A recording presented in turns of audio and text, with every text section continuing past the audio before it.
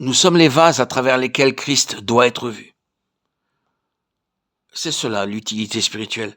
C'est cela le ministère.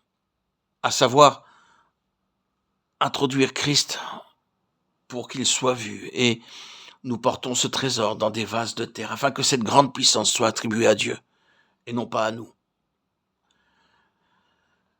Corinthiens 4:7, nous sommes. Et alors, suit une liste entière de choses qui nous rabaissent. Mais en réalité, il dit ceci est Christ.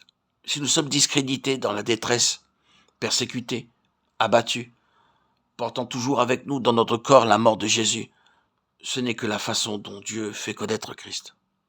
Si nous sommes pourchassés, persécutés, abattus, et que la grâce du Seigneur Jésus est suffisante, et si vous constatez que la grâce du Seigneur Jésus est manifestée à travers cette souffrance et cette épreuve, alors vous dites, c'est un Christ merveilleux. Voyez Christ, et par nos souffrances, Christ est vu. C'est cela l'utilité spirituelle. Qui vous a le plus aidé? Je sais qui m'a le plus aidé. Ce ne fut pas quelqu'un du haut d'une chair, mais quelqu'un qui traversa une souffrance terrible et intense, durant plusieurs années, et en qui la grâce de Dieu fut suffisante. J'ai pu dire, si je traverse la souffrance de cette façon, alors le christianisme que je vis vaut la peine. Mon Christ vaut la peine. C'est ce qui m'a le plus aidé. C'est ce que je veux voir. Ne me prêchez pas, vivez, c'est ainsi que vous m'aidez le plus. Il nous est certainement d'une grande inspiration, ou ce devrait l'être, de constater que c'est dans l'épreuve et l'adversité que d'autres peuvent voir le Seigneur et être le plus aidés. De la même manière que nous traversons l'épreuve, c'est ce qui va aider les autres mieux que tout ce que nous pouvons leur dire. Que le Seigneur nous couvre lorsque nous disons quelque chose comme celle-ci, car nous connaissons notre faiblesse. Combien nous lui faisons défaut lorsque nous sommes dans l'épreuve. Mais c'est ce que Paul dit quant au ministère. Nous portons ce trésor dans des vases de terre. Nous sommes pressés de toute manière, mais non réduits à l'extrémité. Dans la détresse, mais non dans le désespoir. Persécutés, mais non abandonnés. Abattus, mais non perdus. Portant toujours avec nous, dans notre corps, la mort de Jésus, afin que la vie de Jésus soit aussi manifestée dans notre corps. 2 Corinthiens 4, 7, 10. Pour Paul, le but de toutes ces choses était, et elle glorifiait Dieu à mon sujet. Galates 1, 24. Que voulez-vous de plus? Si vous et moi, nous pouvons dire cela à tout moment, nous n'aurons pas vécu en vain. C'est ceci le ministère. Nous aurons été d'une certaine aide, s'il peut être dit, il glorifiait Dieu à mon sujet.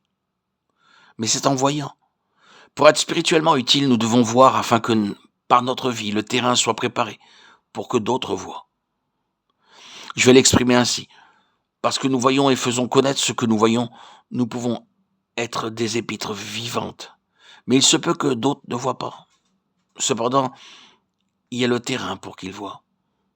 Si leur cœur est honnête et sans préjugés, vraiment ouvert au Seigneur, il leur accordera de voir ce qu'il nous a révélé à nous et en nous, et qu'il cherche à révéler de lui-même à travers nous. Le Seigneur doit avoir des épîtres vivantes, hommes et femmes, dans lesquels il peut être lu. C'est cela le ministère. Qu'il s'agisse du ministère qui doit être donné ou reçu, tout est une affaire du travail divin, de grâce, par lequel les yeux sont ouverts. Tout cela constitue un grand appel pour que nous cherchions le Seigneur de tout notre cœur, afin qu'il nous ouvre les yeux. Si aveugles que nous ayons pu être, et quel que soit le temps passé dans cette condition, il n'est jamais trop tard pour recevoir la vue spirituelle, si vraiment nous parlons sérieusement avec Dieu. Mais n'oublions pas qu'il est question d'être honnête avec Dieu. Le Seigneur Jésus a dit une chose surprenante à Nathanaël. Celui-ci était en péril, proche de ce double aveuglement. Au moment où il s'est permis d'exprimer un préjugé populaire, il s'est trouvé très près de la zone de danger. Il dit, peut-il venir de Nazareth quelque chose de bon? Jean 1, 46. C'est un préjugé populaire. Un préjugé populaire a volé à bien des hommes et des femmes la possibilité de connaître plus pleinement les pensées de Dieu. Les préjugés peuvent prendre beaucoup de formes. Soyons prudents. Mais Nathanaël fut sauvé. Le Seigneur Jésus lui dit, en vérité, vous verrez désormais le ciel ouvert et les anges de Dieu monter et descendre au-dessus du Fils de l'homme. Jean 1, 51. Désormais, il voulait dire, bien sûr, au jour de l'Esprit. Nathanaël verrait par l'Esprit du Seigneur. Il a été en danger, mais il a échappé. Si vous êtes en danger par votre préjugé, méfiez-vous. Abandonnez votre préjugé, soyez sincère. Soyez un Israélite dans lequel il n'y a point de Jacob, point de fraude, avec un cœur ouvert au Seigneur. Et vous verrez.